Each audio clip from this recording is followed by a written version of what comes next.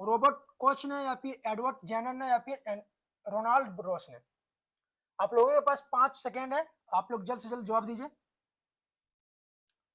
भारत में project tiger किसने शुरू किया था? बहुत लोगों का जवाब आ रहा है बी बी। चलिए ठीक है, क्वेश्चन नंबर 2 देख रहे हैं हम लोग। चलिए इसका जवाब हो जाएगा हमारा रॉबर्ट हुक, ऑप्शन ये। आगे बढ़ते हैं। क्वेश्चन नंबर 3, एक मुलायम धातु जिसे चाकू से काटा जा सकता है।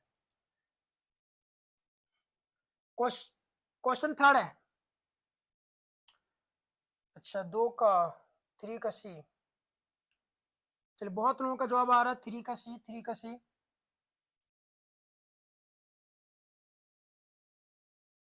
Very good.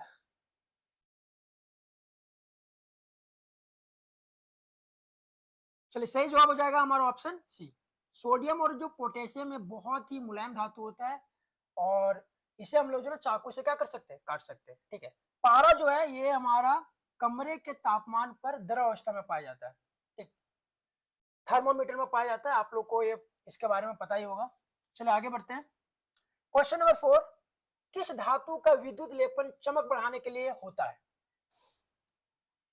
ऑप्शन ए है लोहा, क्रोमियम, तांबा या फिर एल्यूमिनियम। यहाँ पर क्वेश्चन पूछा जा रहा है कि किस धातु का विद्युत लेपन चमक बढ़ाने के लिए होता है?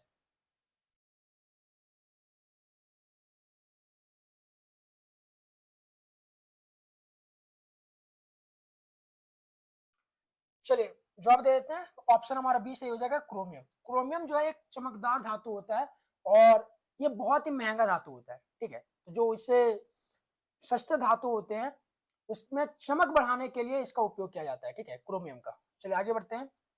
क्वेश्चन नंबर 5, संचरणीय रोगों का मुख्य कारक क्या है?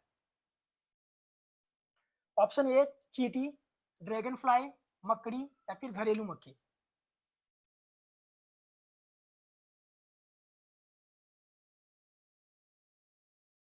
चलिए इस क्वेश्चन का जवाब दे देते हैं। सही उत्तर हो जाएगा ऑप्शन हमारा डी, घरेलू मक्खी। ठीक है, चींटी से कोई भी संचरणीय रोग नहीं होता है, ड्रैगन फ्लाई से भी नहीं होता है और ना ही मकड़ी से होता है। ठीक है, घरेलू मक्खी से क्या होता है, संचरणीय रोग होता है। ठीक है, जो एक से दूसरे में फैल सकता है। चलो आगे बढ़ते हैं। क्वेश्चन नंबर 6, कौन सा जंतु जरायुज है?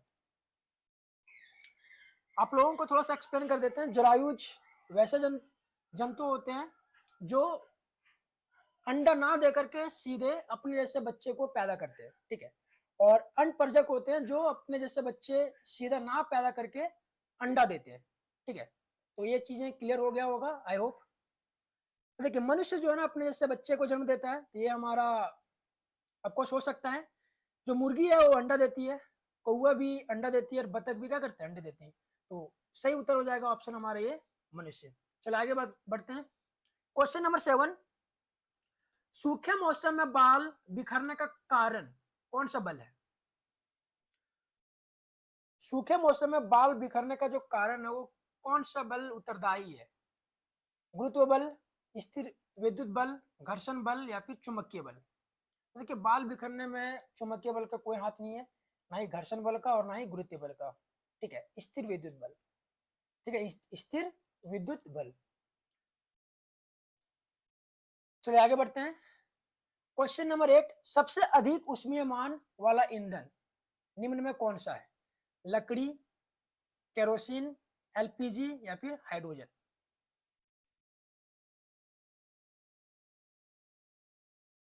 चलिए इसका सही जवाब हो जाएगा, सबसे जो अधिक उष्मीयमान वाला जो ईंधन है वो है हमारा हाइड्रोजन। और सबसे अगर कम पूछा जाए तो याद रखिएगा गोबर का उपला। ठीक है, और उसके बाद दूसरा नंबर पे हमारा लकड़ी।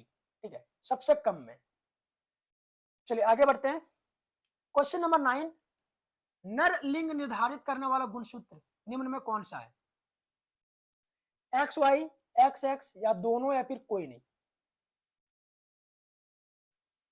आप लोगों को पता होगा कि मनुष्यों में 23 जोड़े गुणसूत्र पाए जाते हैं, जिनमें से 22 जोड़े जो होते हैं वो कायिक गुणसूत्र होते हैं जो शरीर के विकास में उपयोगी होते हैं, और जो एक जोड़े गुणसूत्र होते हैं वो हमारे लिंग निर्धारित करते हैं। ठीक है, लड़के और लड़की में लिंग निर्धारित करने का काम करते हैं। ठीक है, यहाँ पर पूछा जा रहा है कि नर लिंग निर्धारित करने वाला गुणसूत्र। तो देखिए नर जो होता है वो एक्स वाई होता है और जो मादा होता है वो एक्स एक्स होता है। तो यहाँ पर पूछा जा रहा है नर लिंग का, तो ऑप्शन हमारा ये सही हो जाएगा। आगे बढ़ते हैं, क्वेश्चन नंबर 10, मानव नेत्र में प्रतिबिंब बनता है रेटिना पे, आइरिस पे, कॉर्निया पे या फिर कोई नहीं।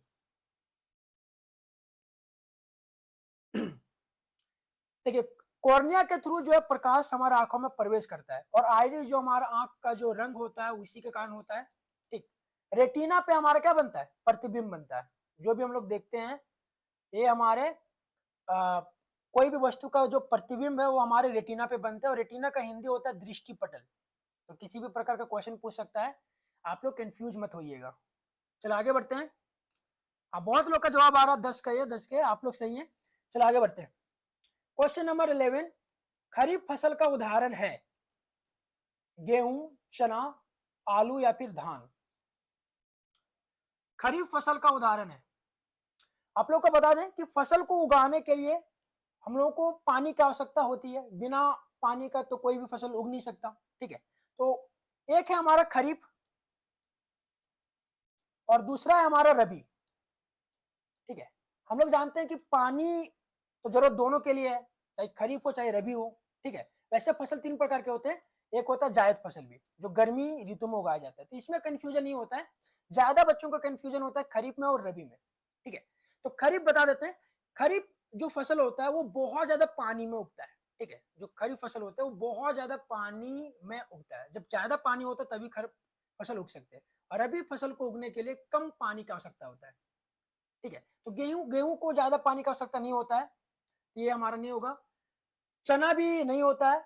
आलू तो उसको हम लोग थोड़ा सा पानी देते हैं वो उग जाता है। ठीक है, एक धान है, इसको जो ना हम लोग अधिक पानी में ही उगाते हैं। ठीक है, तो ऑप्शन हमारा क्या हो जाएगा, डी सही हो जाएगा। इस प्रकार से आप लोग याद रख सकते हैं। खरीफ क्या हमारा ज्यादा बड़ा शब्द है और रबी हमारा क्या है, छोटा शब्द है। फसल को उगाने के लिए पानी की आवश्यकता होता है, तो पानी जो बड़ा शब्द है उसको अधिक पानी की आवश्यकता पड़ेगा, और रबी फसल जो है उसको कम पानी की आवश्यकता पड़ता है। इस तरीके से ट्रिक में सेट कर सकते हैं ताकि आप लोग कंफ्यूज ना हो।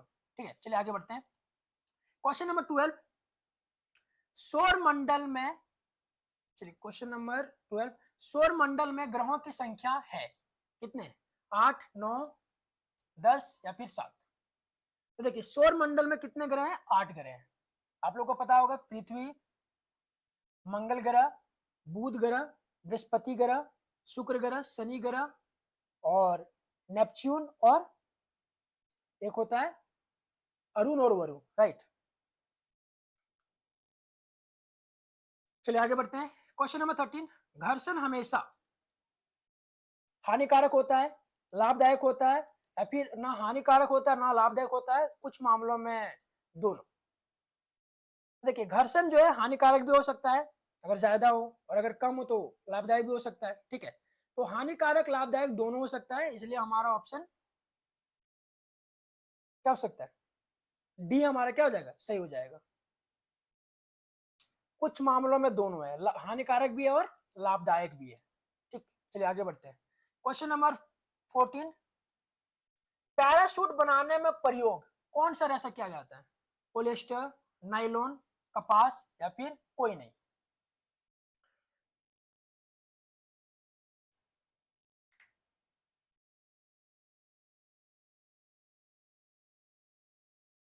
चलिए बहुत लोगों का जवाब आया 13 का डी। देखिए पैराशूट बनाने के लिए जो है हम लोग नायलॉन रेशा का प्रयोग करते हैं, क्योंकि ये जो है ना बहुत ही मजबूत होता है। ठीक है, तो मजबूत रेशा का प्रयोग ही करके हम लोग पैराशूट का निर्माण करते हैं। ठीक है, चलिए आगे बढ़ते हैं, क्वेश्चन नंबर 15, मानव कान की सीमा कितनी होती है, 20 हर्ट्ज से 20,000 हर्ट्ज तक, 20,000 हर्ट्ज या फिर 2,000 हर्ट्ज या फिर कोई नहीं। इसमें आवृत्ति का जो एसआई मात्रक होता है, आवृत्ति का एक और क्वेश्चन देख लीजिए, आवृत्ति का जो एसआई मात्रक होता है वो हर्ट्ज होता है। ठीक है, यहाँ पर पूछ रहा है कि मानव कान के जो श्रव्य सीमा जो है, श्रव्य जो क्षमता है वो कितना होता है। चलिए इसका जो सही जवाब हो जाएगा ऑप्शन हमारा ये सही हो जाएगा, 20 हर्ट्ज से लेकर के 20,000 हर्ट्ज तक। चलिए क्वेश्चन का आगे बढ़ते हैं हम लोग, क्वेश्चन नंबर 16, भूकंप तरंग रिकॉर्ड करने का अंत कौन सा है, रिक्टर पैमाना, कंप्यूटर, भूकंप लेखी या फिर कोई नहीं। जो भूकंप आता है उसको हम लोग किस यंत्र से रिकॉर्ड करते हैं?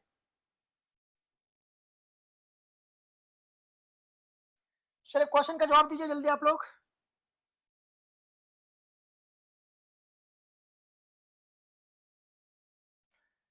देखिए भूकंप जो हम लोग मापते हैं वो मापते हैं हम लोग भूकंप लेखी, ठीक है, भूकंप लेखी। आप लोग यहाँ पर याद रखिए, चाल को मापने वाला जो यंत्र होता है उसे हम लोग बोलते हैं स्पीडोमीटर, ठीक है।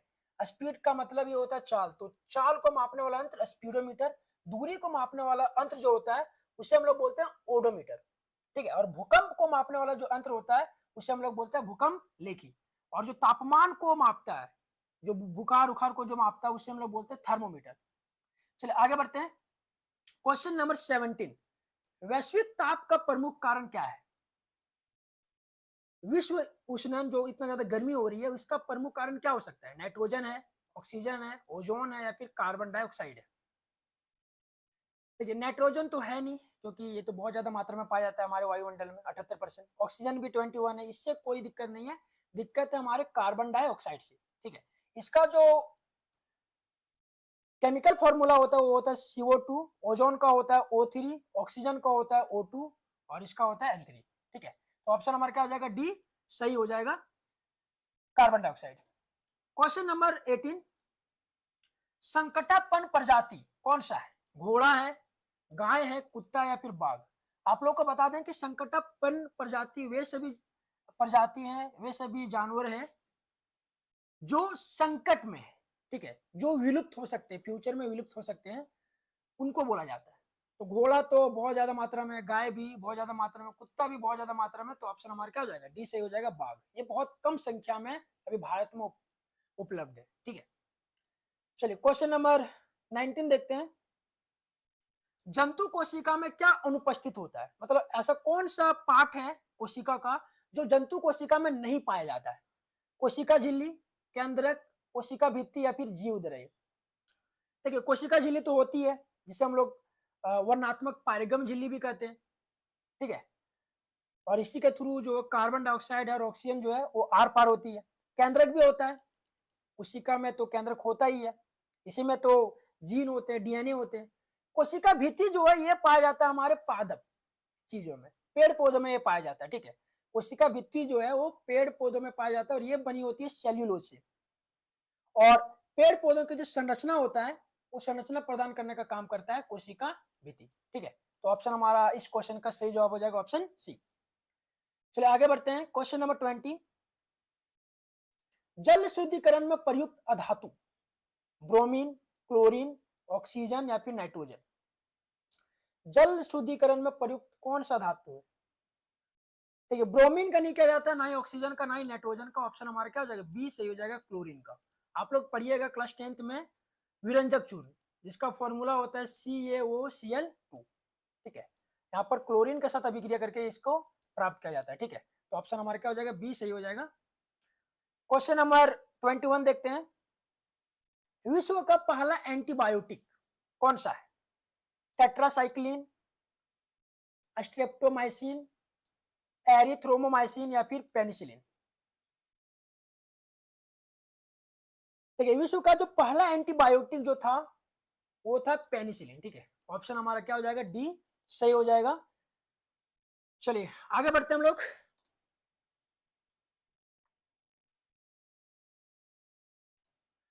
क्वेश्चन नंबर 22, पानी में H और O का अनुपात कितना होता है? पानी का केमिकल फॉर्मूला होता है H2O, ठीक है। इसमें यहां पर पूछा जा रहा है कि H और O का जो अनुपात है वो कितना है, मतलब H कितना है और O कितना है पानी में।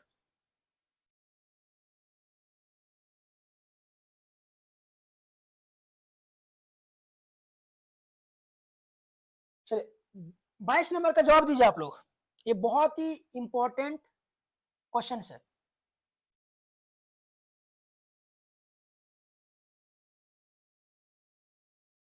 22 का ये, 22 का ये।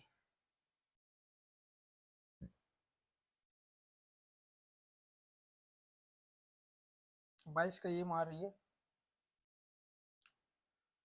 चलिए बहुत बढ़िया। देखिए यहाँ पर हाइड्रोजन कितना है, 2 है, और ऑक्सीजन हमारा कितना है, यहाँ पर 1 है, तो कितना हो जाएगा, 2:1।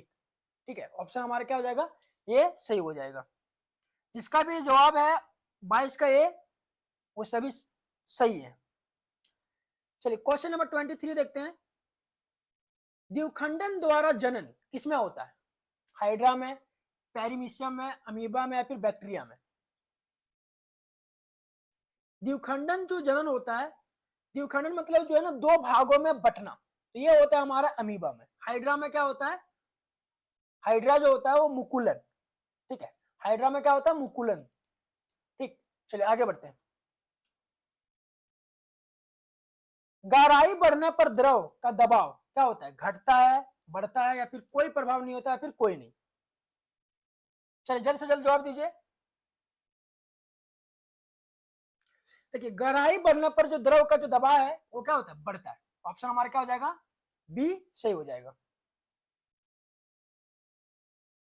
देखिए क्वेश्चन नंबर 25 है, ऊष्मीय मान का इकाई क्या होता है, केजी, केजे, किलो जूल, या फिर बटे किलोग्राम, या फिर के बटे में जी, किलो पर जूल। देखिए ऊष्मीय मान का जो इकाई है वो होता है किलो जूल बटे में किलोग्राम। ठीक है, ऑप्शन हमारा क्या हो जाएगा, सी सही हो जाएगा। ये बहुत इंपॉर्टेंट है, याद रखिएगा। ऊष्मीय मान का जो इकाई है, सही मात्रक जो है, वो किलो जूल बटे में किलोग्राम, किलो जूल पर किलोग्राम। चलिए आगे बढ़ते हैं। क्वेश्चन नंबर 26, किशोरावस्था की उम्र कितनी होती है, 11 से 19 वर्ष, 6 से 10 वर्ष, या फिर 0 से 6 वर्ष, या फिर कोई नहीं।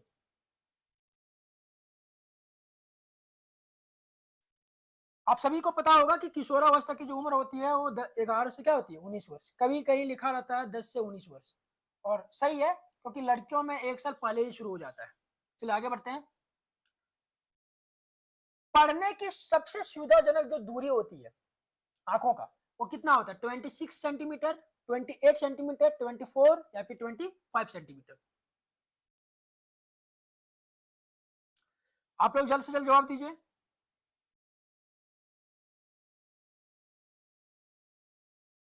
27 नंबर का जो भी जानते हैं बच्चे जल्दी से जल्द कमेंट कीजिए। 26 का डी। बाबू 27 का बताओ, 27 का आंचल। हमारे आंखों द्वारा पढ़ने का जो सबसे जो सुविधाजनक जो दूरी होता है वो कितना होता है,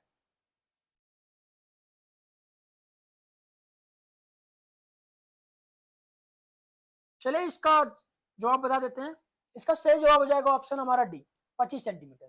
ठीक है, 25 सेंटीमीटर की दूरी पे कोई भी वस्तु को हम लोग क्या कर सकते हैं, सुविधाजनक पूर्वक पढ़ सकते हैं। चलिए आगे बढ़ते हैं। क्वेश्चन नंबर 28,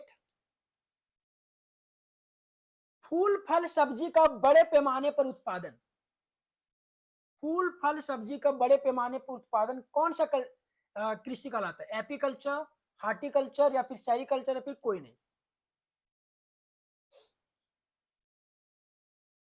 देखिए फूल फल सब्जी का बड़े पैमाने पे, इसे हम लोग बोलते हैं, ऑप्शन बी हो जाएगा हमारा सही, हार्टिकल्चर। ठीक है, फूल फल जब हम लोग बड़े पैमाने पर उगाते हैं तो उस कृषि को हम लोग बोलते हैं हार्टिकल्चर। ऑप्शन हमारा क्या हो जाएगा, बी सही हो जाएगा। ठीक है, चलिए मधुमक्खी को जब मधुमक्खी जब पालन किया जाता है तो उसे हम लोग बोलते हैं एपीकल्चर। ठीक, चलिए क्वेश्चन नंबर 29, प्रभात या फिर संध्या का तारा कहलाने वाला ग्रह, ऐसा कौन सा ग्रह है जिसे सुबह का तारा या फिर शाम का तारा कहा जाता है, बुध को, पृथ्वी को, बृहस्पति को, या फिर शुक्र को। देखिए बुध जो है सूर्य से सबसे नजदीक ग्रह है। ठीक है, पृथ्वी यहाँ पर जीवन संभव है, बृहस्पति सबसे बड़ा ग्रह है। ठीक है, शुक्र जो है उसे हम लोग क्या कहते हैं, सुबह का या फिर शाम का तारा कहते हैं। ठीक है, प्रभात मतलब सुबह और संध्या मतलब शाम। तो ऑप्शन हमारा क्या हो जाएगा इस क्वेश्चन का, डी सही हो जाएगा। क्वेश्चन नंबर 30, कम तरल घर्षण वाली आकृति कौन सा है, आयताकार, वर्गाकार, नौकाकार, या फिर वृत्ताकार।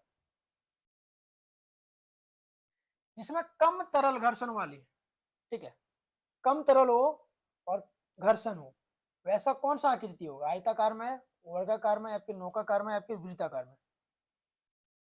ठीक है, नौकाकार होगा। ठीक है, नौकाकार में जो ना कम घर्षण होता है। ठीक, चलिए क्वेश्चन नंबर 31 देखते हैं।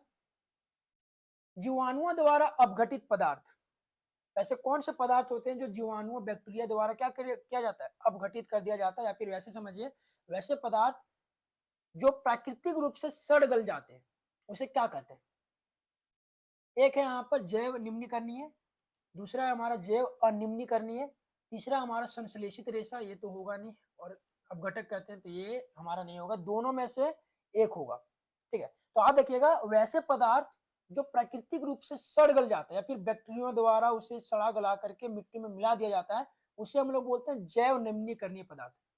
जैसे कचरे उचड़े जो फेंकते हैं हम लोग, सब्जियों के छिलके, ठीक है, मृत जीव जो होते हैं वो कुछ समय के बाद सड़ गल करके वो मिट्टी में मिल जाते हैं, उसे हम लोग बोलते हैं जैव निम्नीकरणीय पदार्थ।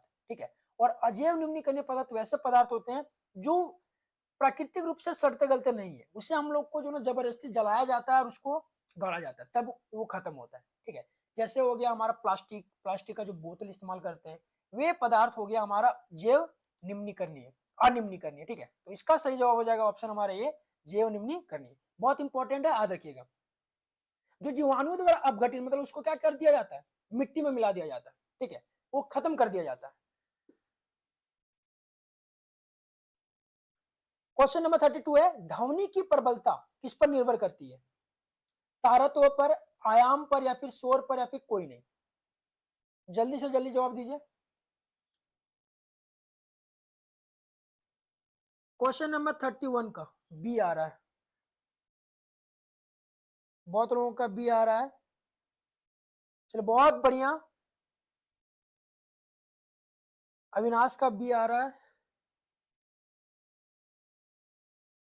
हाँ, सही जवाब है उसका बी। ठीक है, ध्वनि की जो प्रबलता है वो किस पर निर्भर करता है, आयाम पर निर्भर करता है। ठीक, चलिए क्वेश्चन नंबर 33 देखते हैं। विपरीत आवेशों के बीच, विपरीत करने का मतलब है एक माइनस है और एक प्लस है, तो दोनों के बीच में क्या होगा, आकर्षण होगा, मतलब सटेगा या फिर दूर हटेगा। तो आप लोग ऐसे समझ सकते हैं, एक लड़की एक लड़का, दोनों के बीच में क्या होता है, दोनों अलग अलग जेंडर के, दोनों अलग अलग लिंग के, तो क्या होगा, आकर्षण होगा, जाहिर सी बात है, नेचुरली। और अगर दोनों सेम जेंडर के हो, लड़का हो लड़का या फिर लड़की लड़की, तो दोनों क्या होंगे, प्रतिकर्षण होगा। तो यहाँ पर विपरीत आवेश बोल रहा है, मतलब एक माइनस एक प्लस, दोनों के बीच में क्या होगा, आकर्षण होगा, सटेगा। ठीक है, चलिए क्वेश्चन नंबर 34 देखते हैं। ग्रीन हाउस प्रभाव की मुख्य गैस क्या है? ग्रीन हाउस जो पौधे हैं वो क्या हो रहे हैं, प्रभाव हो रहे हैं, इसके पीछे मुख्य कारण कौन सा गैस है? CO2 है, मीथेन है, या फिर दोनों है, या फिर कोई नहीं? चलिए, जो बना है वो CO2 से बना है, मीथेन से भी बना है। ठीक है, इसके दोनों क्या है, अगर एक रहता सिर्फ CO2 तो हम लोग CO2 मारते, लेकिन यहाँ पर दोनों है तो इसका आंसर क्या हो जाएगा, हमारा सी सही हो जाएगा। ठीक है, CO2 भी है इसका कारण और मीथेन भी है। मीथेन का क्या होता है, केमिकल फॉर्मूला CH4। ठीक, चलिए आगे बढ़ते हैं। क्वेश्चन नंबर 35, संकटापन्न प्रजातियों का रिकॉर्ड ब्लू डाटा बुक में, ग्रीन डाटा बुक में, या फिर येलो डाटा बुक में, या फिर रेड डाटा बुक में रखा गया? जो संकटापन्न प्रजातियां जैसे बाघ हो गया, चीता हो गया, उसका रिकॉर्ड किस में रखा गया है? देखिए, यहाँ पर एक ट्रिक से हम लोग समझ सकते हैं, संकट मतलब संकट आया हो। ठीक है, संकट मतलब खतरा, और खतरा जो है ना क्या दिखाता है यहाँ पर, रेड। ठीक है, रेड जो है ना खतरा का निशानी होता है, तो याद रखिएगा रेड डाटा बुक में। ठीक, संकट मतलब खतरा, और खतरा जो दिखाता है वो क्या दिखाता है, रेड दिखाता है।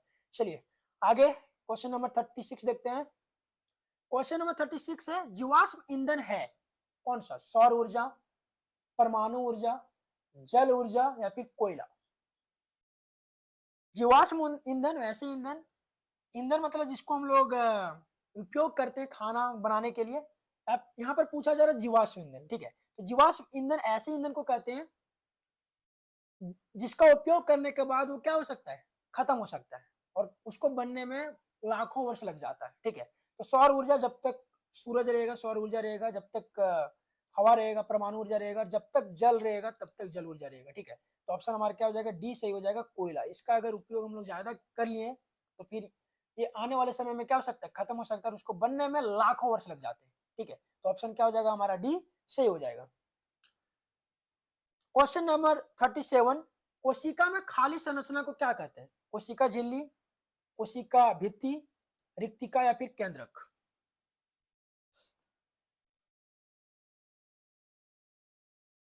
देखिए कोशिका झिल्ली ये तो हमारा बाहरी, कोशिका का जो बाहरी भाग होता है, बाहरी आवरण जो होता है उसे हम लोग कोशिका झिल्ली बोलते हैं। कोशिका भित्ति ये होता है हमारे पेड़ पौधों में, ठीक है, ये मनुष्यों में तो अनुपस्थित होता है। केंद्रक सभी में पाया जाता है और इसमें डीएनए होता है, ठीक है, गुणसूत्र पाए जाते हैं, क्रोमोसोम पाए जाते हैं। एक हो गया रिक्तिका, आप लोग ऐसे याद रखिएगा, यहाँ पर खाली स्थान पूछा जा रहा है या फिर रिक्त स्थान पूछा जा रहा है, ठीक है।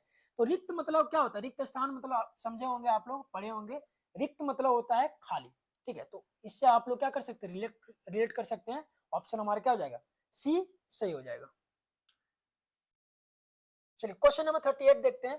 कमरे के ताप पर हवा से अभिक्रिया कौन सा यहाँ पर अधातु करते हैं, या फिर सॉरी कौन सा धातु करते हैं, सफेद फास्फोरस, लाल फास्फोरस, सोडियम या फिर पारा। ऐसे कौन से धातु हैं जो कमरे के ताप पर हवा से अभिक्रिया कर लेता है। तो देखिए जो ये सफेद फास्फोरस जो है ये बहुत खतरनाक है, ठीक है। हवा में आने से वो क्या कर लेता है, वो आग पकड़ लेता है, ठीक है। और इसका इस्तेमाल बहुत लोग, जादूगर लोग करते हैं, ठीक है, जादू को दिखाने के लिए। क्वेश्चन नंबर 39, किण्वन प्रक्रिया की खोज किसने किया, एडवर्ड जेनर ने, अलेक्जेंडर फ्लेमिंग ने, या फिर रॉबर्ट हुक ने, या फिर लुई पास्चर ने। देखिए किण्वन प्रक्रिया की जो खोज हुआ था वो लुई पास्चर ने किया था, ठीक है, ये बहुत इंपॉर्टेंट है, याद रखिएगा, लुई पास्चर। क्वेश्चन नंबर 40 है, घोल का रंग बदलना दर्शाता है। ये आप लोगों का जो चैप्टर है विद्युत धारा का रासायनिक प्रभाव, इसे लिया गया है। घोल का रंग अगर बदल गया तो ये क्या दर्शाता है, ठीक है। वो एक विलयन है, उसमें घोल का रंग बदल गया विद्युत धारा प्रवाहित करने के बाद, ये क्या चीज दर्शाता है, आप लोग को एक्सप्लेन करके बताया जा रहा है। ये रासायनिक प्रभाव दर्शाता है, या फिर उष्मीय, या फिर चुंबकीय, या फिर तड़ित।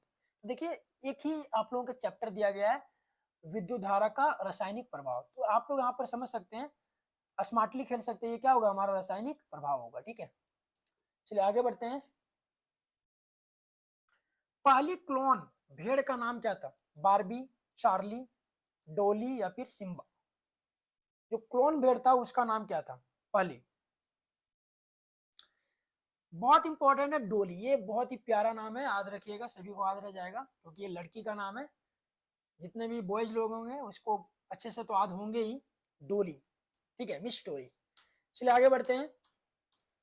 निम्न में कौन तरल है या फिर तरल अवस्था में पाया जा सकता है, ठोस व द्रव, द्रव व गैस, ठोस व गैस।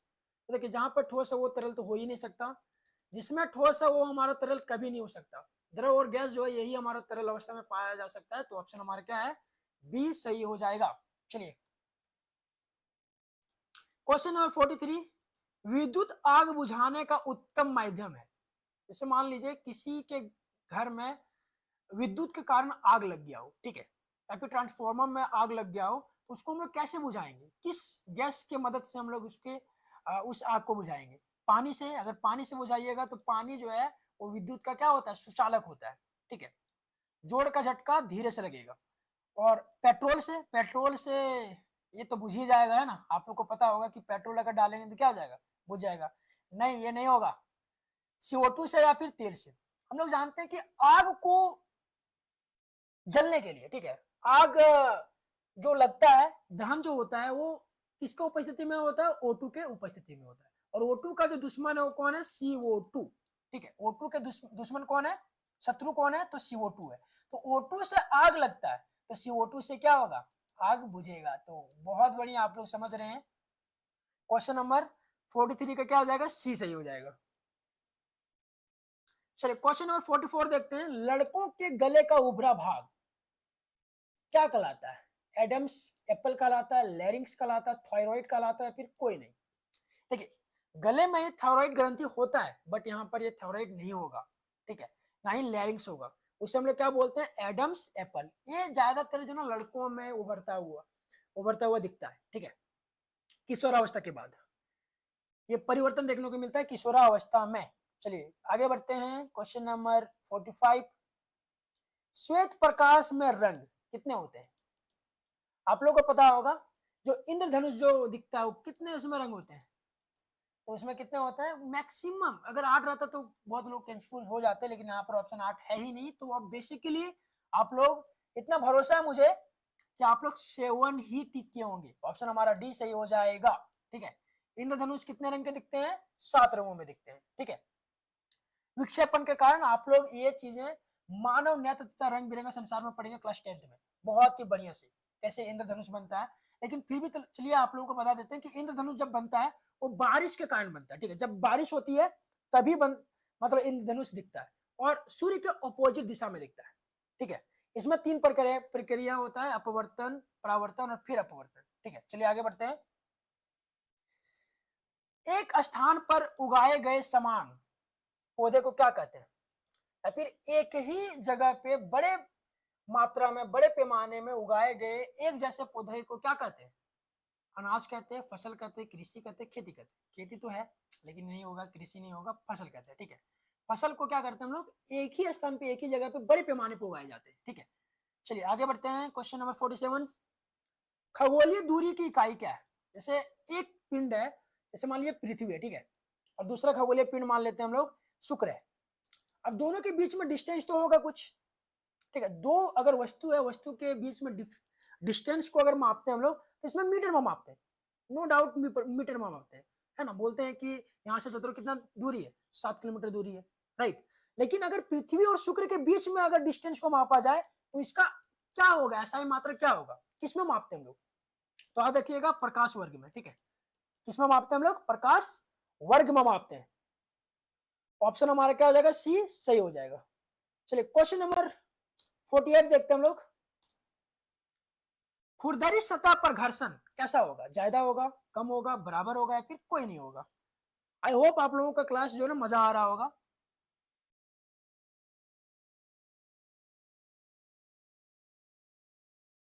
अगर मजा आ रहा है तो आप लोग इस क्लास को लाइक कीजिए। बहुत लोग जुड़े हैं लेकिन बस 10 ही लोगों का लाइक हुआ है। जल्दी से जल्दी कमेंट कीजिए 48 का, खुरदरी सतह पर।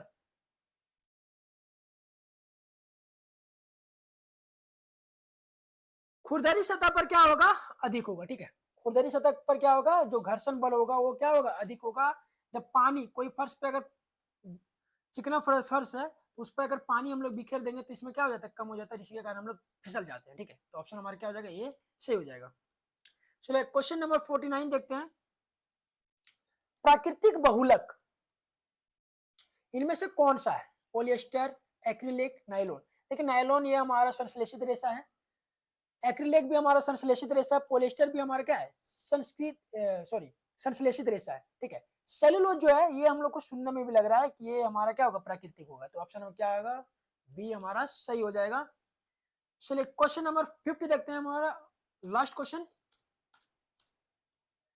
अप्रिय ध्वनि को कहते हैं, यहाँ पर प्रिय नहीं देखिएगा, ये अप्रिय है, ठीक है।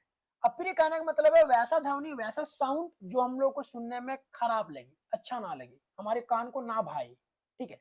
उसे हम लोग क्या कहते हैं? सुरीली ध्वनि कहते हैं। ये तो होगा नहीं, ठीक है। संगीत कहते हैं, शोर कहते हैं, या फिर सुखद कहते हैं। अब संगीत जो हम लोग सॉन्ग जो सुनते हैं वो तो खराब सुनने में लगता नहीं, मजा आता है, ऐसा मन करता है कि डांस कर लें, झूम लें, है ना। तो ये तो होगा नहीं खराब ध्वनि, है ना। अगर होता तो फिर क्या हम लोग संगीत सुनते? नहीं सुनते, तो ये नहीं होगा, ठीक है। सुखद क्या सो जाते हो? अप्रिय ध्वनि को अगर कोई बच्चे हल्ला कर रहे हैं तो आप लोग को नींद आएगा? सुखद से सो पाएगा? नहीं ना, तो सुखद भी नहीं होगा। तो क्या कहते हैं हम लोग? शोर कहते हैं, ठीक है। आप लोग बहुत समझदार है, समझ गए होंगे। चलिए आप लोग जल्द से जल्द कमेंट कीजिए कि कितना क्वेश्चंस का आप लोग सही जवाब दे पाए हैं।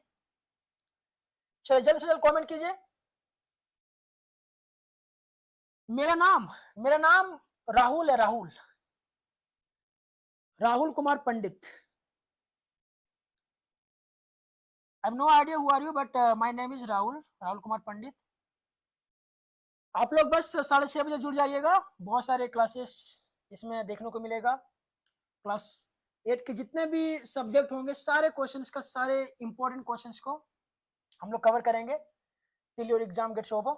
ये मेरा रिस्पॉन्सिबिलिटी है, बस आप लोग 6:30 बजे जुड़ जाइएगा।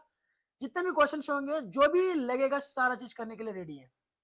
चलिए, बहुत लोगों का आया 50 में 44, 50 में 48 और 50 में 48। ओ, आप लोग का तैयारी लगभग बहुत अच्छा है, लेकिन इतना में कुछ नहीं होगा। ठीक है, आप लोगों को और भी बेहतर करना होगा, क्योंकि क्वेश्चंस किसी भी प्रकार का पूछा जा सकता है, राइट। तो आप लोगों को अपना 100% देना है, ताकि किसी भी प्रकार का दिक्कत ना हो।